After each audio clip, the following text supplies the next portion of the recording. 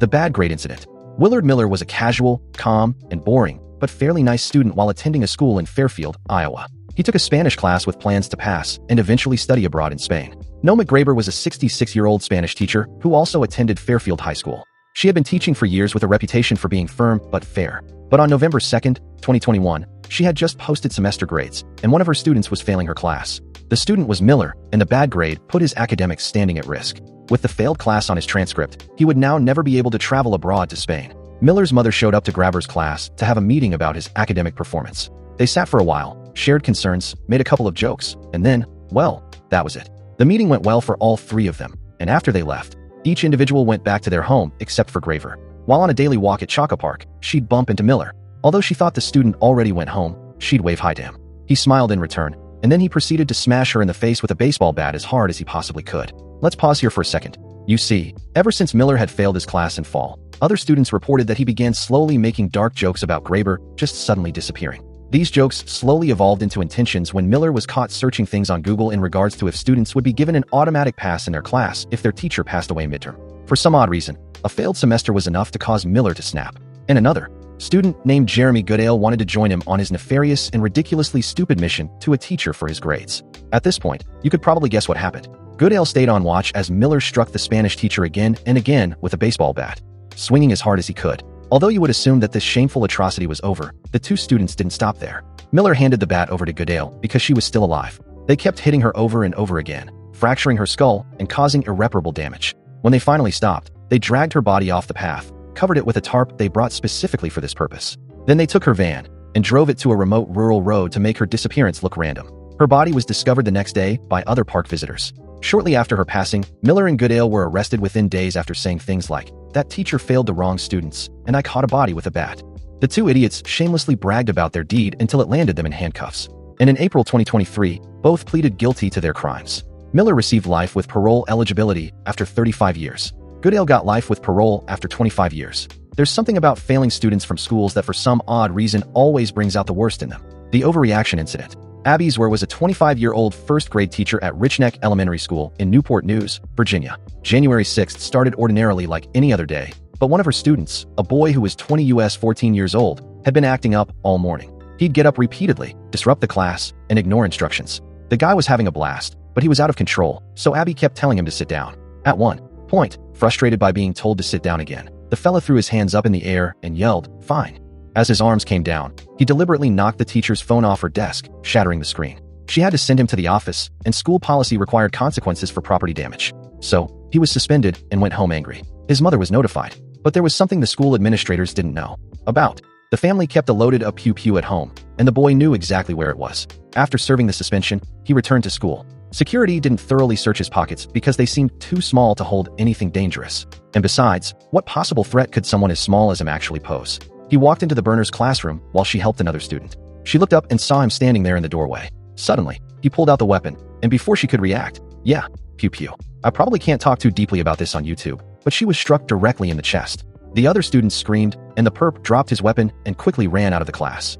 Zara was rushed to the hospital. She survived the attack, but the injury caused permanent damage to her spine since fragments remained permanently lodged near it. Doctors determined that it had been too dangerous to remove without risking paralysis. The little guy couldn't be charged due to his age, but his mother, Deja Taylor, was later charged and received 3 years and 9 months for felony neglect. Swayer resigned from teaching after the attempt on her life. She's spoken publicly about suffering from PTSD and being unable to return to the classroom, and later on filed a $40 million lawsuit against the school district claiming administrators had ignored warnings from staff members about the weapon. A first-grade teacher was year-old because she told him to sit down. Madness, the bullied Noah Estes was a young man attending school in the Bronx in New York. 4 months, he had been living in absolute hell. A group of older boys had been tormenting him relentlessly. They'd call him names and shove him into lockers between classes. They would also follow him home and stand outside his building, laughing and threatening him. Sometimes they urinated on his front door, forcing his family to clean it up while his younger siblings watched. No told teachers and administrators what was happening. Still, nothing changed. The bullies became more aggressive, with the main one being Timothy Shalom. Timothy Crump. Yeah, he was bigger and stronger than Noel and genuinely enjoyed watching Noel flinch. On June 18, 2014, Timothy and his friends surrounded Nell again. But this time, Tim started throwing punches, striking Null in his chest and ribs as he tried defending himself. His bully was too strong. Null was overpowered and immediately went down. Other students gathered around filming on their phones as they watched him get beaten to a pulp. And once again, just like the police and just like the teachers, no one stepped in to intervene. It was at this moment that something inside Noel snapped. He'd started carrying a knife for protection and intimidation. After months of harassment, never planning to actually use it. But in that moment, Noel saw red. He pulled out the hidden weapon and fought back, completely catching his bully by surprise, and he attacked him. Timothy tried to get away, but there was no chance. He eventually passed away and Noel was arrested by the police for secondary, but extensive evidence of bullying emerged. Text messages, witness statements, and security footage showed previous attacks, allowing his charge to be reduced. Noel pleaded guilty and received 18 months in juvenile detention and 5 years probation. The duel. Shanahan was a Chinese student in Guizhou province. And like Noel, he had also been bullied relentlessly for years by the same group of boys. The main bully was a student named Liu. He was bigger and more aggressive than Chun. And for reasons that were never really entirely clear, he'd beat him regularly, take his money, and humiliate him publicly. Chun tried telling his teachers about the attacks. But nonetheless, again, Li Hao kept seeking him out.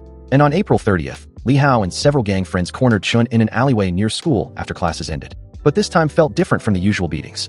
Li Hao pulled out a knife and then handed it to Chun. "We're going to have a one-on-one knife fight," he shouted loudly to his friends. Chun thought it was a bluff or just another twisted form of psychological manipulation. But he was being dead serious. Li Hao's friends immediately formed a tight circle around them both, blocking any possible escape routes. All of their faces were stern. None of them were joking. Jin had never held a knife as a weapon. He was terrified to even grab it. His hands were shaking uncontrollably. Li Hao became excited as if this were entertainment. "Pick it up," Li Hao ordered. Surrounded by enemies, Chun listened and picked up the knife with trembling hands. Then the fight started immediately. Li Hao lunged forward aggressively. He was used to knife fights like these, and to him, Chun was fresh meat. Li Hao slashed and stabbed at Chun, scarring and injuring the young man. He kept slashing away at him until everything went black. Chun thought he faded out of consciousness, but in reality, the young man cracked. His survival instincts took over. He stopped thinking about what he was doing, and he just reacted on pure adrenaline and fear. To Leah's complete surprise, the nerd he once thought was an easy target began overpowering him. An enraged, adrenaline-pumped Chun had now pushed past Leah's swipes and unleashed a vicious attack on the bully with the small knife he had. In the blink of an eye, the fight was over. Chun was picked up by emergency services for his injuries, but the same couldn't be said for Li Hao. The wounds Chun left on him were so severe that he passed away before the ambulance could even arrive. In China, self-defense rarely ends successfully in the court system. Chun was arrested and charged with intentional injury resulting in one's passing. And during his trial, his lawyers argued that he was forced to participate in the fight against his will. They said that he acted purely in self-defense after years of systematic bullying. But nonetheless, Chun was sentenced to 8 years in prison. His case sparked intense national debate in China about school bullying, victim responsibility, and whether students fighting back should be held criminally liable. I know these last two stories were about students fighting other students rather than teachers, but nonetheless, I still thought they were important to include. If you're being bullied, please tell someone who will actually listen and take action. If you're being ignored, keep on telling different people until someone helps you. And if you see someone being bullied, speak up. Don't just stand there filming it on your phone for social media. Help out a fellow human. Because even though it might not seem like it, bullying can change the lives of those involved forever. Be human. Be kind to the people around you. And remember, those who are truly strong stand up for those who cannot stand up for themselves. With that being said, have a happy day.